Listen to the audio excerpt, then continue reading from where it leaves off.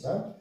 너희는 스스로 조심하라. 그렇지 않으면 방탕함과 술 취함과 생활의 염려로 마음이 둔하여지고 뜻밖의 그날이 덕과 같이 너희에게 임하리라. 오늘 우리가 읽은 누가복음 21장 34절로 36절에서는 마지막 때를 사는 사람들의 삶의 특징에 대해서 말씀하고 있죠. 자, 그 특징이 어떤 것일까요? 첫 번째가 방탕함, 그리고 술 취함, 생활의 염려. 방탕함과 술 취함과 생활의 염려, 그리고 이 방탕함과 술 취함과 생활의 염려 때문에 어떤 결과? 마음이 둔하여집니다. 자, 마음이 둔하여진다라고 하는 게 왜 문제가 될까요? 마음이 둔해지면 자, 뜻밖의 그날이 덫과 같이 너희에게 임하리라. 그날, 예수님의 재림하시는 날, 그날을 전혀 준비되어 있지 못한 상태로 맞이하게 된다. 그러니까 그날 예수님이 다시 오셔서 심판하시는 그날을 전혀 아무것도 준비되지 못한 상태로 맞이하기 때문에 따라합시다. 뜻밖의 그날이 뜻밖의 일이 되는 것이죠. 자, 그런데 그렇게 되지 않도록 하려면 어떻게 해야 된다? 어떻게 해야 됩니까? 항상 기도하며 깨어 있어야 한다. 항상 기도하며 깨어 있어야 한다. 자, 데살로니가 전서 5장 6절에서는 자지 말고 오직 깨어 정신을 차릴지라 이렇게 말하고 있어요. 우리가 이제 자기한테 말해볼까요? 정신 차려. 자, 옆 사람이 이름을 부르면서 김순옥 정신 차려. 정신 차리래요. 정신 차리려면 깨어 있어야 된다. 사랑하는 여러분, 여러분이 사랑하는 사람, 장래를 약속한 사람이 또는 결혼한 남편이 군대에 입대를 했어요. 그러면 정말 그 사람을 사랑한다면 그 애인이나 그 부인이 어떤 마음을 가질까요? 이 사람이 빨리 군대 복무를 마치고 돌아왔으면 좋겠다. 근데 제대할 날이 얼마나 이렇게 알려줬으면 어떻게 하시겠습니까? 여러분이 정말 사랑한다면 그날을 사모하며 그날이 빨리 오기를 기다리겠죠. 왜 반응이 없습니까? 남편이 외국 출장을 나갔거나 파견을 나갔는데 부인이 남편이 돌아오는 날에는 아무 관심도 없고 속으로 좀 더디게 왔으면 좋겠다 그렇게 생각한다면 그럼 그 관계는 굉장히 이상한 관계인 거죠. 어쩌면 이미 깨진 관계라고 할 수도 있겠죠. 자, 그러면 우리가 예수님의 신부인데 주님이 다시 오신다 라는 말을 들었을 때 그 주님이 다시 오시는 것에 대해서 우리의 마음이 어떠해야 될 것 같아요? 뭔가 설레이고 뭔가 기대감 있고 그날이 어서 빨리 오기를 원하는 그런 마음이 우리 모두의 마음인 줄 믿습니다. 아멘? 아멘입니까 여러분? 자, 우리가 주일 예배를 드릴 때마다 하나님 앞에 고백하는 내용이 있어요. 어떤 걸 고백하죠? 우리가 사도신경 방금 전에 외웠잖아요. 사도신경에 보면은 바로 이런 내용이 있잖아요. 하늘에 오르시어 전능하신 아버지 하나님 우편에 앉아 계시다가 다 같이 다시 한번 시작. 거기로부터 살아있는 자와 죽은 자를 심판하러 오십니다. 그러니까 우리는 매 주일마다 뭘 고백합니까? 예수님이 다시 오시는데 뭐 하려고 오신다? 심판하려고 오신다라고 우리는 계속 고백을 하고 있어요. 그런데 우리 교회 안에 아주 이상한 좀 경향이 있는 게 뭐냐면 아마도 잘못된 시한부 종말론의 영향인 것 같은데 종말, 재림 이런 것들을 이렇게 입에 떠올리는 것을 좀 주저주저 그런 분위기들이 있는 것 같습니다. 여러분, 우리가 잘못된 시한부 종말론에 빠지는 것도 문제이지만 종말에 대해서 정말 아무 관심도 갖지 않고 사는 것도 문제입니다. 왜 이렇게 종말론에 대한 잘못된 종말론들이 많이 생겨날까요? 이렇게 생각하면 좋을 것 같아요. 아주 이렇게 값진 물건이 있는 곳에 도둑이 들지 않습니까? 그런 것처럼 이 예수님의 재림이라고 하는 이 성경의 말씀, 이 성경의 이 기독교의 교리가 너무나도 귀하고 중요한 것이기 때문에 그래서 잘못된 이단들, 시한부 종말론자들이 생기고 이상한 신비주의자들이 생기는 것 같아요. 그러나 성경은 분명히 무엇에 대해서 말씀하고 있다. 예수님은 다시 오신다. 자, 그리고 오늘 우리가 읽은 이 누가복음에서 예수님께서 직접 뭐라고 말씀하시는 거예요? 예수님이 다시 오시는 그 날에 대해서 어떻게 준비하며 살아야 된다. 이렇게 말씀을 하시는 거죠. 자, 특별히 이렇게 말씀하셨습니다. 이 날은 온 지구상에 거하는 모든 사람에게 이 말이야. 그러므로 너희는 장차 올 이 모든 일을 능히 피하고 인자 앞에 다시 오시는 예수님 앞에 설 수 있도록 뭐라고 권면하십니까? 항상 기도하며 깨어 있어라. 항상 기도하며 깨어 있어라. 특별히 34절 말씀에서는 이렇게 말씀하셨어요. 너희는 스스로 조심하라. 다 같이 시작. 너희는 스스로 조심하라. 자, 이 스스로 조심하라 라는 말씀이 무슨 뜻일까요? 우리는 어떤 우리 가정이나 또는 우리 직장이나 우리가 살고 있는 나라에 어떤 안 좋은 일이 생기면 그 책임을 내가 아닌 다른 사람에게 떠넘기려는 그런 경향을 많이 갖고 있죠. 자, 그런데 이 오늘 말씀에서 너희는 스스로 조심하라 라고 하는 것은 모든 책임은 각자 자기 자신에게 있다. 이런 뜻이에요. 스스로 조심해야 합니다. 지금 무슨 말이냐면 내가 조심해야 된다는 거예요. 나 자신이 조심해야 된다. 다른 사람이 나를 대신해서 조심해 줄 수 없다. 나 스스로가 조심해야 돼요. 근데 스스로 조심하지 않으면 어떻게 될까요? 너희는 스스로 조심하라. 조심하지 않으면 어떻게 됩니까? 이 마지막 때의 사람들의 삶의 특징, 방탕함, 술 취한 생활의 염려에 빠지게 되고 그러면 마음이 어떻게 되어지고 마음이 둔하여져서 예수님 다시 오시는 날이 어떤 날이 된다? 뜻밖의 그날이 된다는 거예요. 아무것도 준비되지 못한 그런 상태로 예수님의 재림을 맞이하지 않으려면 스스로 뭐해라? 스스로 조심해라. 덕과 같이 임한다는 게 어떤 뜻이다?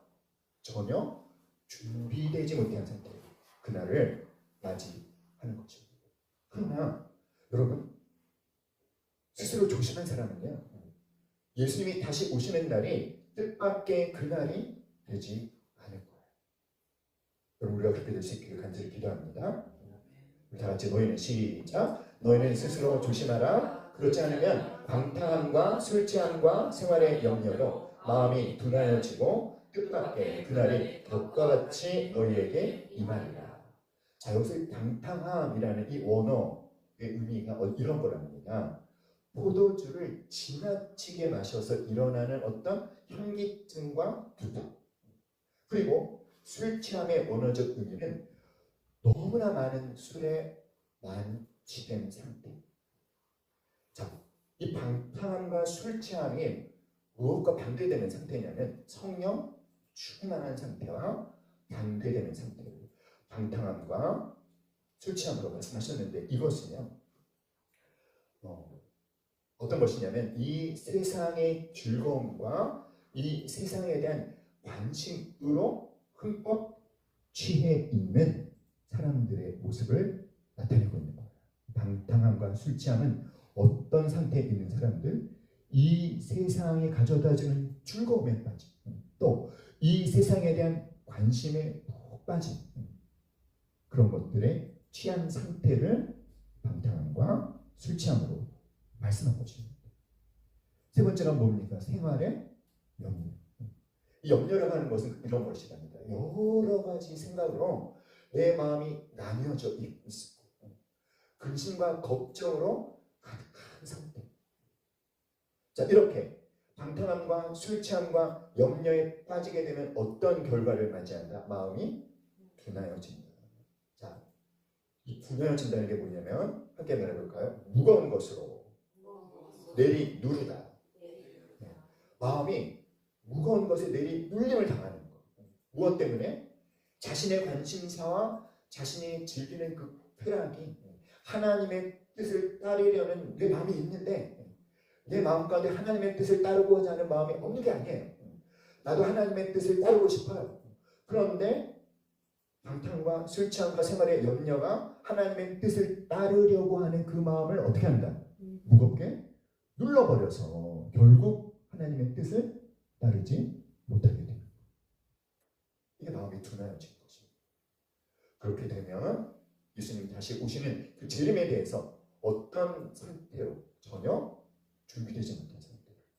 그래서 그날이 어떤 날이 되어요? 뜻밖의 그날이 되는 거예요. 여러분, 동물이 덫에 걸리면 갑자기 죽음을 맞이하게 되잖아요. 그런 것처럼 방탕과 술 취함과 생활의 염려에 빠지게 되면 매일매일의 삶을 그저 나의 관심거리와 나에게 즐거움을 주는 것을 쫓아서 그렇게 일상을 살다 보면 아무것도 준비되지 못한 상태로 예수님이 재림하시는 날이 그냥 느닷없이 뜻밖의 그날이 되어버리는 것이죠.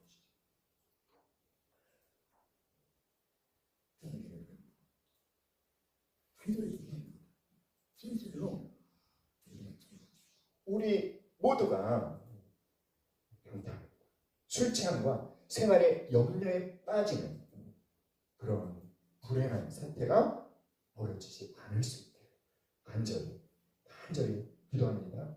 그런 것들의 마음이 눌려서 하나님의 뜻을 따르지 못하게 되는 일이 없을 수 있도록 우리 자신을 위해서 기도하고 우리 서로를 위해서 기도할 수 있게 간절히 기도합니다. 마태복음 24장 37절로 39절에서는 이 마지막 때 사람들의 삶에 사는 그 모습들에 대해서 예수님은 또 이렇게 말씀해 주셨어요.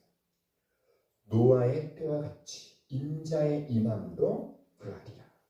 홍수 전에 노아가 방주에 들어가던 날까지 사람들이 먹고 마시고 장가들고 시집가고 있으면서 홍수가 나서 저희를 다 멸하기까지 깨닫지 못하였으니 인자의 임함도 이와 같으리라. 노아 시대 때 사람들의 살았던 삶의 방식과 예수님이 다시 오실 때 그 시대에 사람들의 삶의 방식이 어떨 것이다? 똑같을 것이다. 자, 어떤 점에서 똑같습니까? 사람들의 마음의 상태에 있어서 똑같아요. 하나님에 대한 마음의 자세에 있어서 똑같아요. 특별히 그 종말, 그 마지막 심판의 날에 대한 반응에 있어서 똑같다는 것이죠. 그날에 대한 여러 가지 경고의 말씀들에 대한 어떤 무관심한 면에 있어서도 똑같을 것이다. 특별히 이 마태복음 24장 37절로 39절 말씀에서 우리의 시선을 끄는 그런 내용이 있습니다. 뭐냐면 이 노아 시대의 사람들로 하여금 지금 뭐가 시작되고 그들에게 무엇이 임했는데 하나님의 홍수 심판이 시작됐어요. 하나님의 홍수 심판이 그들에게 임했어요. 그런데 그들이 그것을 어땠다? 깨달았다? 깨닫지 못했다? 깨닫지 못했어요. 지금 자신들에게 일어나는 일이 무슨 일인지를 깨닫지 못했다는 거예요. 전 인류를 완전히 멸망시키는 하나님의 인류의 죄악에 대한 무서운 심판이 시작됐음에도 불구하고 전혀 깨닫지 못했다. 이것이 무엇입니까? 바로 마음이 둔하여진 것입니다. 영적으로 완전히 무감각해진 거예요. 그런데 노아 시대의 사람들로 하여금 그렇게 마음이 둔하여지고 영적으로 무감각하게 만든 그들의 삶의 방식에 대해서 예수님이 뭐라고 말씀하셨냐면 이렇게 말씀하셨어요. 먹고 마시고 장가들고 시집가고. 여러분, 이상하지 않습니까? 먹고 마시고 장가들고 시집하는 것이 죄입니까요? 이게 죄입니까? 우리 먹어야 되잖아요. 우리 마셔야 되잖아요. 결혼 정년기가 됐으면 시집가고 장가가야 되잖아요. 결혼하는 것이 죄입니까? 죄가 아닙니까? 죄가 아니죠. 그런데 왜 먹고 마시고 장가들고 시집가는 그런 그들의 삶이 그러고 왜 이렇게 영적으로 무감각해지게 만들어서 홍수에 대해서 아무것도 깨닫지 못하게 만들었다라고 예수님은 고발하고 계시는 거죠. 이유가 뭡니까? 뭐가 문제입니까? 예수는 이런 일들을 열거하면서 마치 그것들이 노아시대 사람들이 홍수 심판이 임하는 것을 깨닫지 못하게 한 이유들인 것처럼 왜 그렇게 말씀하시는 걸까요? 여러분, 먹고 마시고 시집가고 장가가는 그 자체에는 아무 문제가 없어요. 문제는 뭡니까? 문제는 먹고 마시고 시집가고 장가가는 그런 일에만 관심을 가진 것입니다. 거기에만 정신을 팔았던 거예요. 거기에만 마음을 쏟았던 것입니다. 뭐가 중요하죠? 먹는 것, 마시는 그 자체가 중요한 게 아니라 진짜 중요한 것은 따라합시다. 왜 먹는가? 왜 마시는가? 왜 시집가는가? 왜 장가가는가?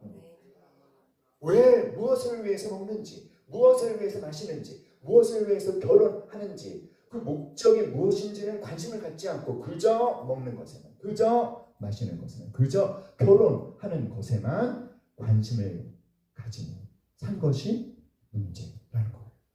사랑하는 여러분, 한마디로 말해서 이 노아시대 사람들로 홍수 심판에 대해 전혀 준비되지 못하게 한 그들의 삶의 방식은 이렇게 표현할 수 있을 것입니다. 현세 지향적인 삶. 현세 지향적인 삶. 모든 관심이 그저 나의 이 땅에서의 삶에만 그냥 한정되어 있는 것이죠. 죽음 그 이후에 대해서는 무관심한 거예요. 그런데 언제 어느 시대의 사람들도 똑같을 것이다? 예수님 재림하시기 전에 그 시대에 살고 있는 사람들도 노아 시대의 사람들과 똑같이 지극히 현재 지향적인 삶, 일상의 삶에만 훅 빠져 지내는데 영적으로는 어떤 상태가 될지 무감각해질지. 사랑하는 여러분, 그러므로 우리가 이 마지막 때 술 취함과 방탕과 생활의 염려로 마음이 둔하여지지 않으려면 하나님의 백성들인 우리들의 삶이요 그저 일상의 삶에만 매몰되어서는 안 되겠다라는 거죠. 일상의 삶을 사는 것이 그저 내 삶의 전부가 되어버려서는 결코 안 되겠다. 우리를 몸부림쳐야 되는 것이 무엇이냐면 영적인 민감함을 잃어버리지 않을 수 있도록 항상 어떤 상태로 깨어 있어야 되겠다. 저는 여러분, 특별히 이 노아시대의 사람들은요 마치 하나님의 심판이 없는 것처럼 살았어요. 하나님께서 노아를 통해서 무려 120년 동안이나 방주를 짓는 노아의 모습을 보게 하시면서 너 뭐 하는 거야? 나 방주가 뭔데? 하나님이 120년에 엄청난 비를 내리셔서 이 세상을 심판하신데 그런데 여러분 노아 시대 사람들은요 비를 경험해 본 적이 없는 사람이에요. 비가 뭔데? 그리고 미친 짓 하고 있네. 110년 동안이나 하나님은 노아를 통해서 하나님의 심판에 대해서 말씀해 주셨고 경고하셨음에도 불구하고 그 시대 사람들은요 그 말을 무시했어요. 그리고 방주를 짓는 노아를 수롱했어요. 관심을 갖지 않았습니다. 왜죠? 마음이 둔해져 있었기 때문에. 사랑하는 여러분, 무엇이 그들의 마음을 그렇게 둔하게 만들었습니까? 먹고 마시고 시집가고 장가가는 일에만 푹 빠진 채 왜 그걸 하는지 목적이 무엇인지를 생각하지 않은 채 일상의 삶에만 살 때 하나님에 대해서 이해하는 영적인 감각이 완전히 무디어져 버린다라는 거예요. 사랑하는 여러분, 어쩌면 노아 시대 사람들 가운데도 노아의 말을 들으면서 노아의 말을 좀 이렇게 마음이 움직였던 사람들도 있었을 것 같아요. 하지만 그들은 이렇게 생각했을지도 모릅니다. 좀 더 분명한 징조가 있다면, 좀 더 확실한 징조가 보이면 나도 노아의 방주에 들어가야지. 그러면서 뭘 기다리는 것입니까? 좀 더 확실하고 좀 더 분명한 징조들을 기다리고 있는 동안에 점점 더 그들의 영적인 감각은 어떻게 됐을까요? 점점 무디어간 것입니다. 다른 사람들의 시선을 의식하면서 노아에게 동조하고 노아를 지지하고 방주의 필요성을 인정하는 그런 표현을 하면 많은 사람들로부터 이상한 시선을 받았겠죠. 손가락질을 당했겠죠. 그러니까 그렇게 하기가 어려운 거예요. 하나님의 말씀을 지키며 사는 좁은 길을 가기보다는 많은 사람들이 가는 더 편한 삶의 방식을 살았을 것입니다. 그런데 드디어 그날이 올 거예요. 드디어 굵은 빗방울들이 떨어지기 시작하죠. 갑자기 엄청난 폭우가 쏟아지기 시작하는 겁니다. 일생 동안 한 번도 비를 본 적이 없는 사람들, 그런 상태를 경험했을 때 얼마나 놀랐겠습니까? 얼마나 충격이었겠습니까? 특별히 뭐가 충격이었을까요? 노아가 그들에게 전했던 모든 말들이 사실 이미 증명되는 사건이 일어나는 것입니다. 여러분, 그때 어떤 사람들이 있었겠습니까? 저는요, 그때 회개하는 사람들만 나타났을 것 같아요. 후회하는 사람도만 있었을 것 같아요. 그래서 노아의 방주로 막 달려가는 사람이 있었을 것 같습니다. 그런데 창세기 말씀을 보면 홍수 심판이 시작되기 일주일 전에 하나님께서 친히 천사들을 지켜서 노아 방주의 문을 닫아버리십니다. 사람들이 모두 달려가서 막 문을 열어달라고 문을 막 세게 두들기며 살려달라고, 나도 들어가고 싶다고, 회개한다고 아무리 두드려도요, 한 번 닫힌 노아 방주의 문은 열리지 않았던 거예요. 사랑하는 여러분,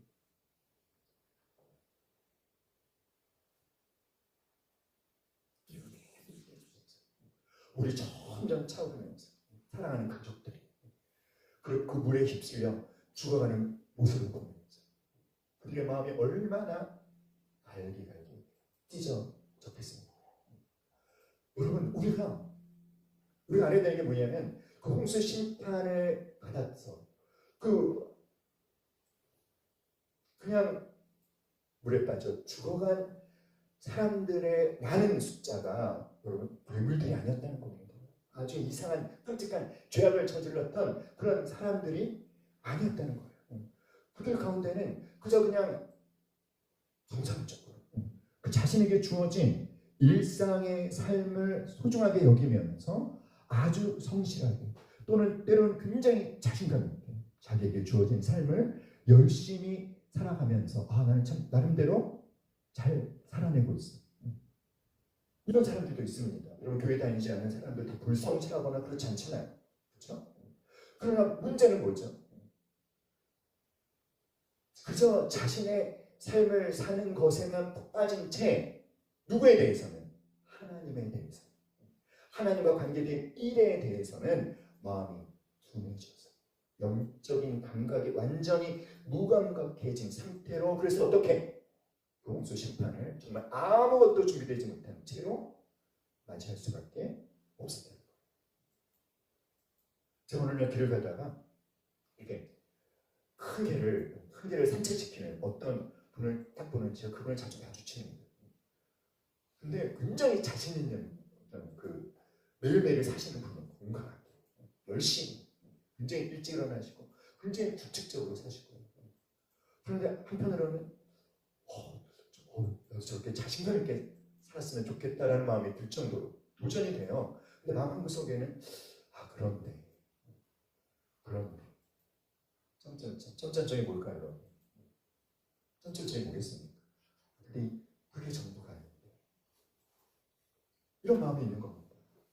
사랑하는 여러분, 예수님은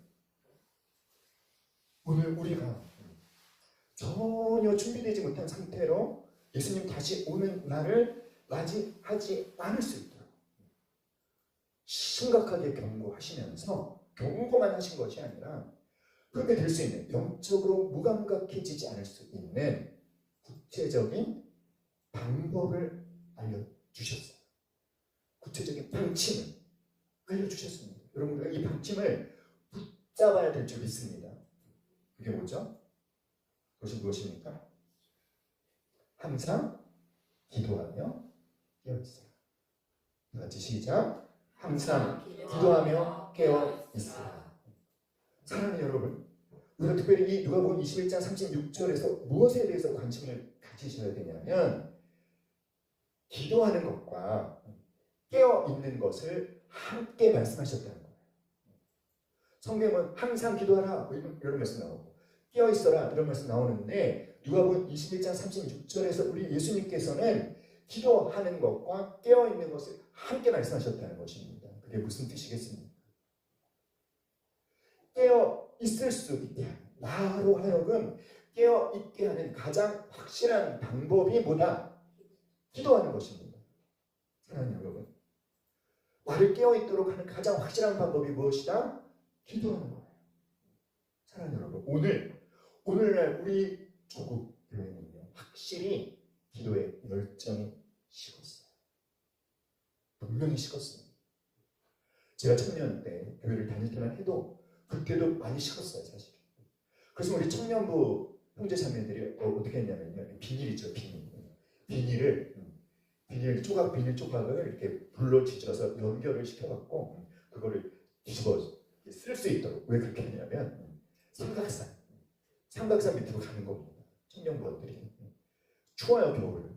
추우니까 비닐 속에 들어가서 기도하려고 비닐 조각을 이렇게 불로 지져서 연결해갖고 그 밤에 삼각산 밑에 가서 막 기도했어요. 지금 그러면 어떻게 될까요, 여러분? 미친 거 아니야? 이런 소리 듣지 않을까요? 제가 어떤 교회를 잠깐 정하지 못했던 예전에 그런 시기가 있었는데 어떤 진짜 이 일산에서 말하면 누군지 알 수 있는 그런 교회, 주일날 예배를 드리고 뭐가 궁금했냐면 이 교회의 새벽 기도는 어떨까?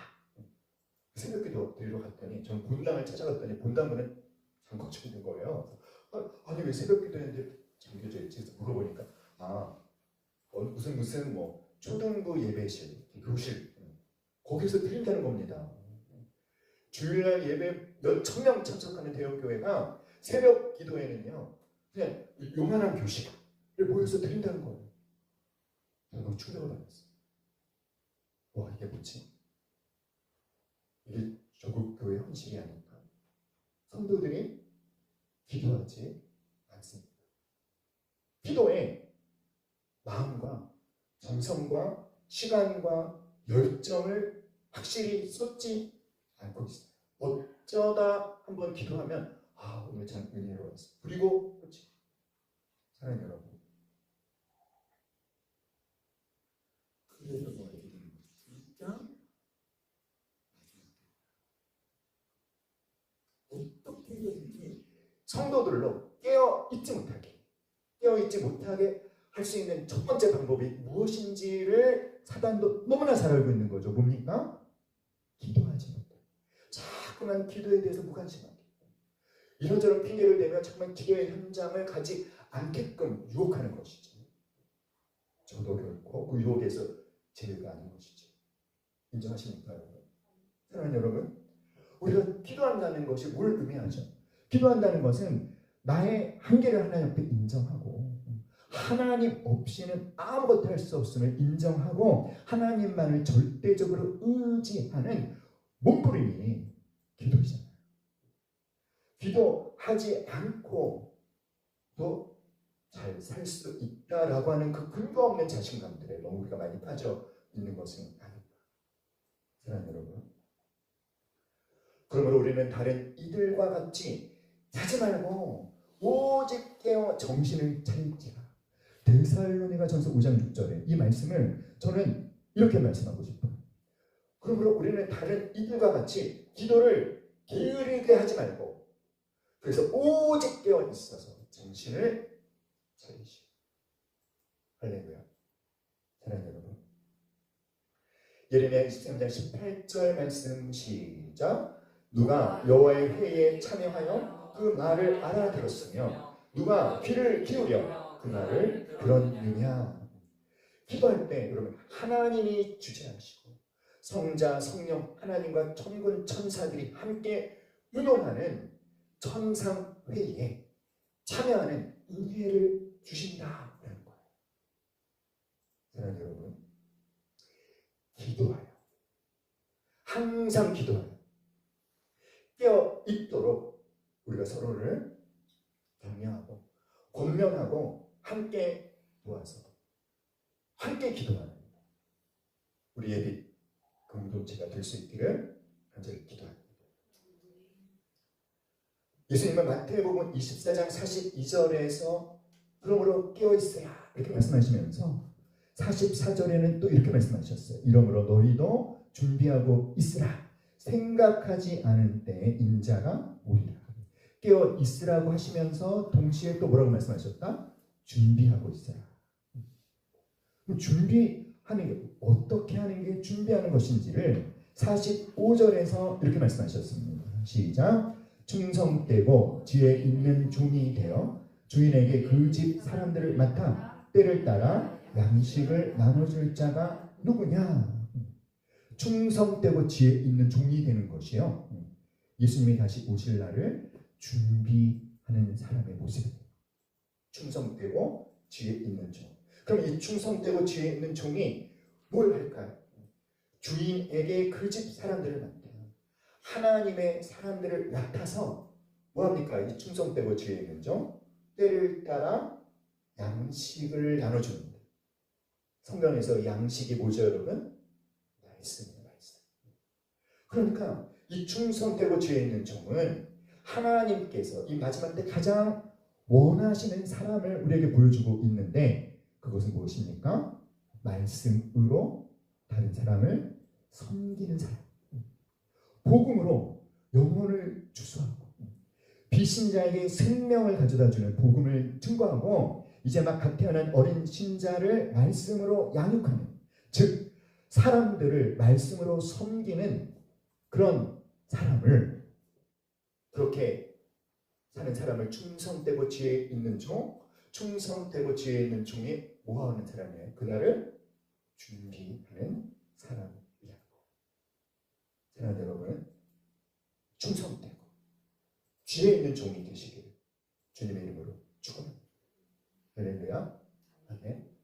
특별히 여러분, 우리가 가장 치열한 영적 전투에서 승리를 누릴 수 있기를 간절히 기도합니다. 뭘까요?